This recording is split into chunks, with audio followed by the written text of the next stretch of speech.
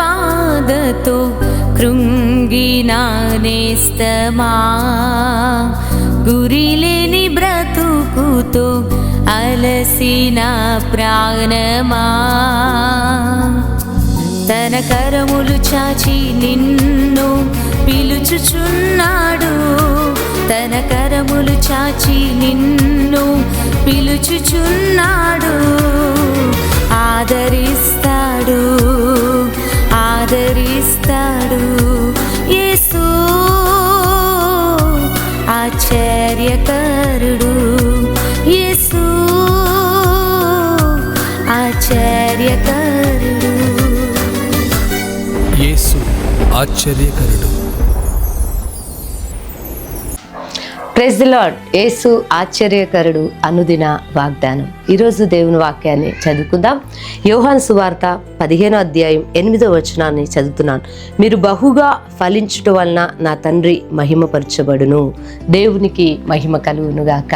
యేసు ప్రభు వారు చెప్తున్నారు, మీరు బహుగా ఫలించుట వలన నా తండ్రి మహిమపరచబడతాడు. అవును, దేవుడు ఆయన బిడ్డల్ని ఆయన ఫలింపజేసేవాడు. అందుకే ఆది కాండంలో మనం చూస్తే మీరు ఫలించి భూమిని విస్తరింపజేయండి, నిండించండి అని వాక్యం సెలవిస్తుంది. అవును, దేవుడు తన బిడ్డలని ఫలింపజేసే దేవుడు. ఈరోజు దేవుని బిడ్డలారా, ఫలములు లేని చెట్టులాగా వాడిపోయి రాలిపోయిన ఆకులు లేని చెట్టులాగా ఉన్నదేమో నీ పరిస్థితి, మోడు బారిపోయినట్టుగా ఉన్నదేమో నీ పరిస్థితి, ఫలములు లేవేమో. దేవుని బిడ్డలారా, ఈరోజు దేవుని వాక్యాన్ని వింటున్నా నీతో ప్రభువు వాగ్దానం చేస్తున్నాడు. ఆయన అంటున్నాడు, మీరు బహుగా ఫలించుట వలన తండ్రి మహిమపరచబడతాడు. అవును, యేసు ప్రభు వారు ఎదిగో ఆయన అంటున్నాడు, మీరు ఫలించాలి అంటున్నాడు. దేవుని బిడ్డలారా, యాకోబు యోసేపును దీవిస్తున్నప్పుడు కూడా ఎదిగో నువ్వు ఫలించేడి కొమ్మ చెట్టుగా ఉంటావు, నీ రెమ్మలు గోడ మీదకి ప్రాకును అని వాక్యం సెలవిస్తుంది. అవును, దేవుడు ఫలింపజేయబోతున్నాడు. ఇంతకు ముందు వరకు నీ జీవితంలో ఫలములు లేవేమో, ఎన్నో ఆశలు పెట్టుకుండొచ్చు, ఎన్నో ఆలోచనలు ఉండొచ్చు, కానీ ఆ ఫలములు, ఆ ఫలభరితమైన జీవితం నీలో లేదేమో. కానీ దేవుడు నిన్ను ఫలింపజేయబోతున్నాడు. అందుకే నీటి యోరన నాటబడిన చెట్టు ఫలిస్తాదంట. దేవుని బిడ్డలారా, నువ్వు ఫలించాలి, ఫలములిచ్చే చెట్టుగా ఉండాలి, ఒక ఆశీర్వాదకరమైన అనుభవం నువ్వు కలిగి ఉండాలి అంటే నువ్వు ఎక్కడుండాలో తెలుసా? దేవునిలో ఉండాలి. అందుకే పై వచనంలో నాయందు మీరు మీ యందు నా మాటలు నిలిచి ఉండిన ఎడల మీకు ఏది ఇష్టమో అడుగుడి అంటాడు ప్రభు. మనము దేవునిలో లేకుండా, ఆయన యందు విశ్వాసం ఉంచకుండా, ఆయన మాటలు మనలో లేకుండా దేవుని బిడ్డలారా మనం ఫలించలేము. మనం ఫలించాలి అంటే ఆయనలో ఉండాలి, ఆయన మాటలు మనలో ఉండాలి.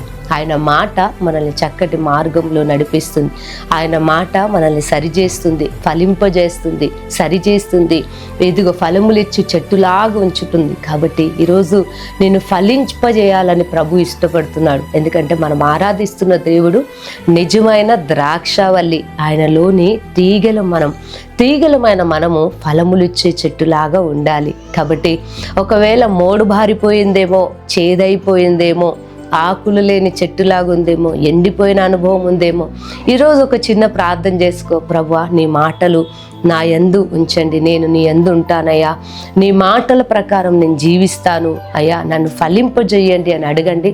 ప్రభు నిన్ను ఫలింపజేస్తాడు. అన్ని ఏరియాస్లో ప్రభు నిన్ను ఫలములిచ్చే చెట్టులా ఉంచుతాడు. ఒక ఆశీర్వాదకరమైన అనుభవంలోనికి ప్రభు నేను తీసుకొని వెళ్తాడు. ఉన్నతమైన స్థితిలో ప్రభు నిన్ను నిలబెడతాడు. కాబట్టి మాటలు నమ్మి ప్రభు సన్నిధిలో ప్రార్థన చేసుకోండి. ఈరోజు నిన్ను ఫలింపజేయబోతున్నాడు. నమ్ము, విశ్వసించు. ప్రభువే చెప్తున్నాడు, ఇదిగో నేను మిమ్మల్ని ఫలింపజేస్తాను, నా తండ్రి మహిమపరచబడతానంట. అంటే ఫలములు లేకుండా ఎండిపోయినట్టుగా పాడైపోయినట్టుగా ఉంటే తండ్రికి మహిమ రాదు, మనం ఆరాధిస్తున్న దేవునికి కూడా మహిమ రాదు. ఆయన తన బిడ్డల్ని ఫలించి అభివృద్ధి పొంది విస్తరింపజేయాలన్నదే దేవుని యొక్క ఉద్దేశం. కాబట్టి నీవు ఫలించట్లేదంటే కారణం ఆయన మాట నీలో లేవు, నీవు ఆయనలో లేవు. ఈరోజు సరి చేసుకొని నేను ఆయన మాట ప్రకారం బ్రతుకుతానని తీర్మానం చేసుకోండి. ప్రభు నిన్ను ఫలింపజేస్తాడు. చిన్న ప్రార్థన చేస్తాను. సర్వశక్తి గల దేవా, మీకు వందనాలు. ఎంతోమంది బిడ్డలైతే ఈ మాటలు నమ్ముతూ విశ్వసిస్తున్నారు అయ్యా. ఇంతకు మునుపు అయ్యా నీ మాట వినకపోవడంను బట్టి, నీలో నిలిచి ఉండకపోవడంను బట్టి వారు ఫలించలేదేమో, కానీ ఈ రోజు నాయన వారు ఒక తీర్మానం చేసుకుంటుండగా ప్రభువా వారిని ఫలింపజేయండి నాయన, వారిని విస్తరింపజేయండి. వారు ఫలములు ఇచ్చి చెట్టులాగా అయ్యా ఆశీర్వాదకరంగా వారి నుంచి మహిమ పొందమని యేసు నామంలో ప్రార్థిస్తున్నాము తండ్రి. ఆమేన్. దేవుడు మిమ్మల్ని దీవించును గాక.